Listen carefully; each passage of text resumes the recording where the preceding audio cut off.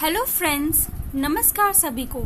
Welcome to my channel Avbhashita learning. So आज DSSB के सभी एस्पिरेंट्स के लिए और उन सभी लोगों के लिए जो सीटेट का एग्जाम अगस्त में देने वाले हैं, उनके लिए आज हम एक मॉडल टेस्ट पेपर लेकर आए हैं।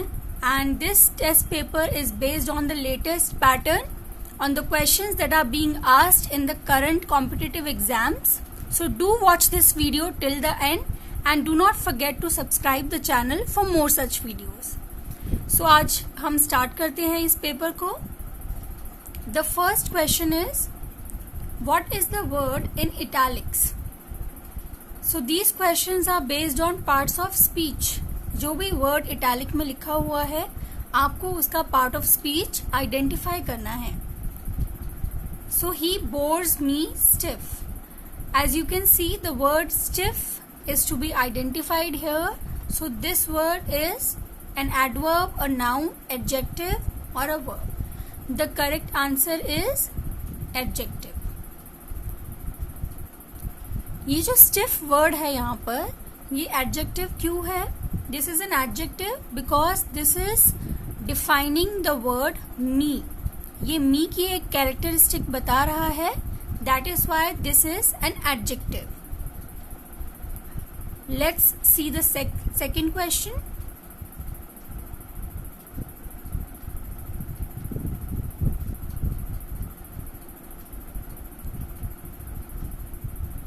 The second question is, he is health conscious and he observes fast once in a week. So यहाँ पर जो है फास्ट वर्ड इटैलिक्स में लिखा हुआ है और आपको इसका पार्ट ऑफ स्पीच आइडेंटिफाई करना है.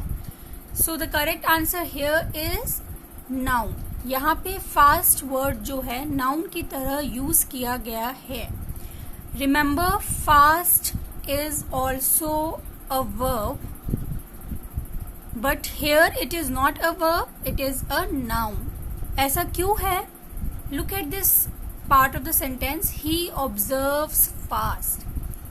So he observes, यहाँ पर मेन वर्ब जो है वो observes है और उसका ऑब्जेक्ट क्या है, वो क्या ऑब्जर्व करता है, वो क्या रखता है. what does he keep? the answer to this is a noun and which is fast. so यहाँ पर जो fast है वो एक noun है. let's look at the second question. Let's look at the third question. यहाँ पे आपको my आइडेंटिफाई करना है. Where is my pen? So my यहाँ पर क्या होगा? Is it possessive pronoun, abstract noun, possessive adjective or an adverb? First of all, my यहाँ पर abstract noun नहीं है और ना ही adverb है. Now my को हम as a possessive pronoun भी यूज करते हैं एंड पजेसिव एडजेक्टिव की तरह भी यूज करते हैं. सो आप कैसे पता लगाएंगे कि माई यहाँ पर प्रोनाउन है या फिर एडजेक्टिव है? So the correct answer is possessive adjective. Now how will you identify this? As you can see that usually we place adjectives before noun. So this is the structure for writing an adjective.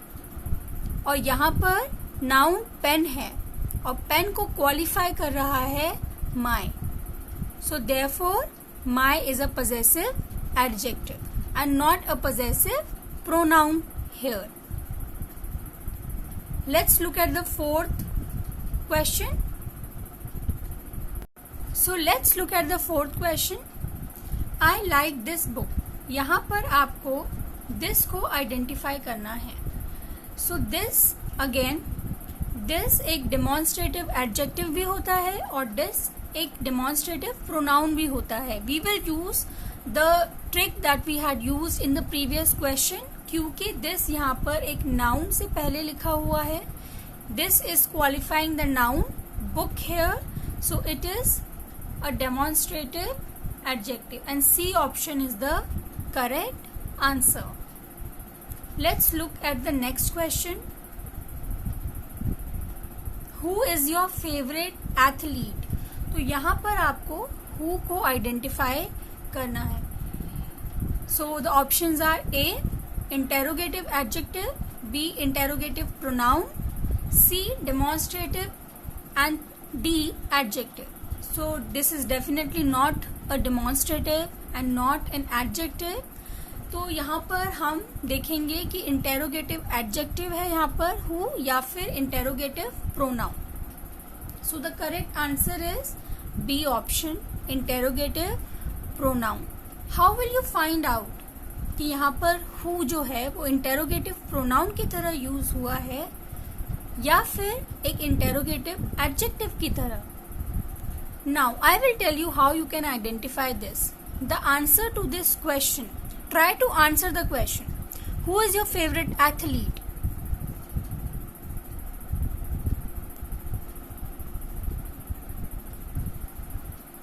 So when you will answer this question, you will notice that the answer, let's say, who is your favorite athlete? Mine is MS Dhoni. So the answer to this is a name. You are getting a noun as an answer to this question. And noun की जगह यहाँ पर who use हुआ है. And we all know that the words that are used in place of nouns are pronouns. So the correct option is interrogative pronoun.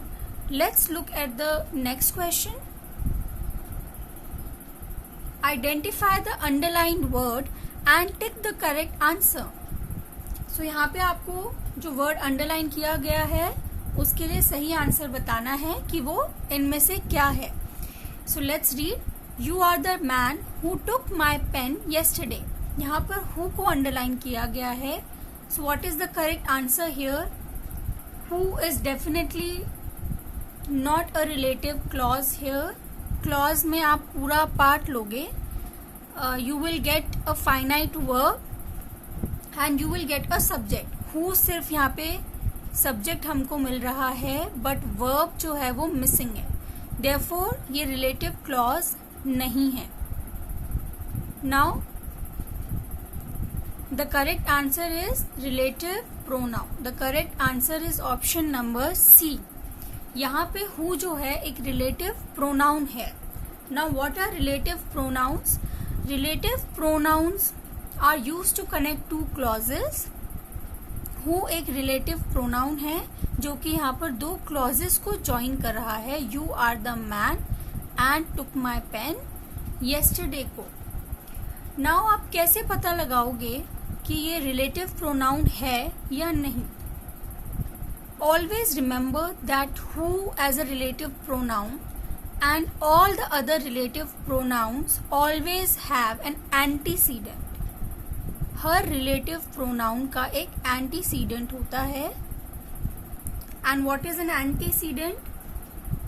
The antecedent of the relative pronoun is the noun to which the relative pronoun refers back to. So this is referring back to something and here it is the man. Who का antecedent यहाँ पर the man है. यहाँ पर किसकी बात हो रही है? तुम वही मैन हो जिसने मेरा पेन कल लिया था. तो जिसने मेरा पेन लिया था it is referring to a noun जिसके बारे में हम पहले बात कर चुके हैं. So therefore this is a relative pronoun. Now let's look at the 7th question.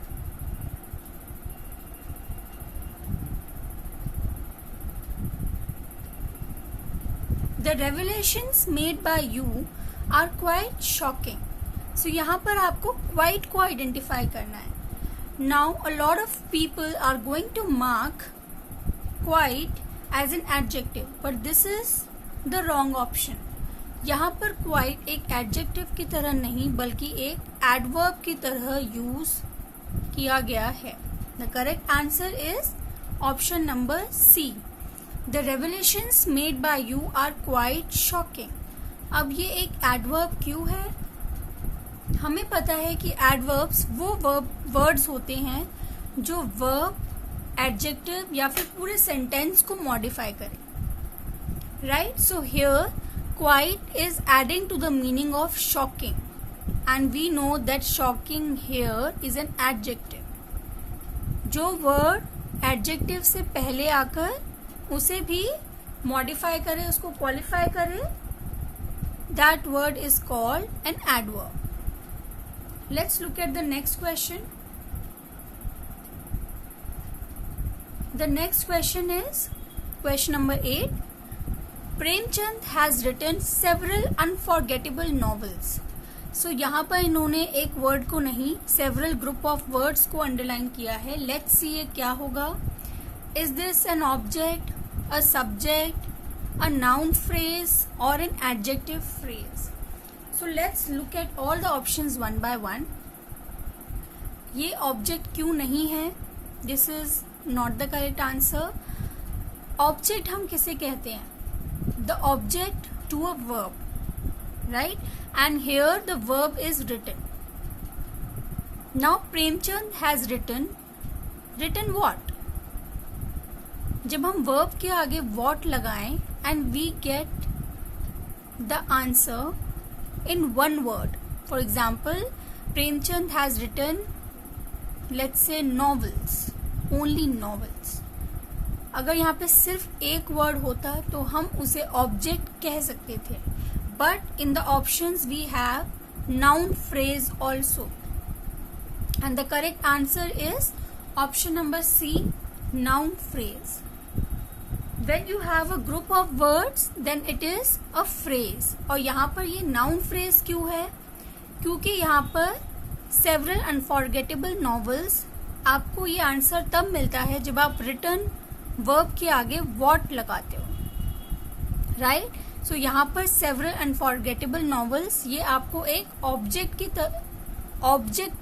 की तरह यूज हो रहा है, and objects में हम हमेशा nouns यूज करते हैं. So the correct answer here is noun phrase. Let's look at the 9th question. Hard work is the only key to success. Now here hard work is the subject of the sentence. It is not the object, it is not a phrase. ये phrase है ही नहीं. Hard work एक compound word है और उसे हम one word मानते हैं. ये separately लिखा जाता है with a space. But do remember that this is one word and not a phrase. So the correct answer here is subject. Let's look at the next question. And these two questions you need to look at in the sense of comparing these two. And these two are my favorites. जैसा कि आप देख सकते हो कि question number 10th and 11th में दोनों में ओनली का यूज हुआ है and you have to identify. So let's look at the first one. We manufacture wooden furniture only. नाउ यहाँ पर ओनली जो है एज एन एडवर्ब यूज हुआ है. Remember in the previous question मैंने आपको बताया था that adverbs are words which modify or add meaning to the whole sentence also. So यहाँ पर only जो है वो पूरे sentence को meaning दे रहा है, therefore it is an adverb. But when you look at the last question, the next one, you can see that the question is, he is the only doctor for miles. Only यहाँ पर doctor से पहले use किया गया है. Because only is used before a noun, therefore the correct answer here is adjective. The words which qualify nouns are known as adjectives. So only यहाँ पर adjective होगा. Whereas in the previous question, in question number 10, only was an adverb.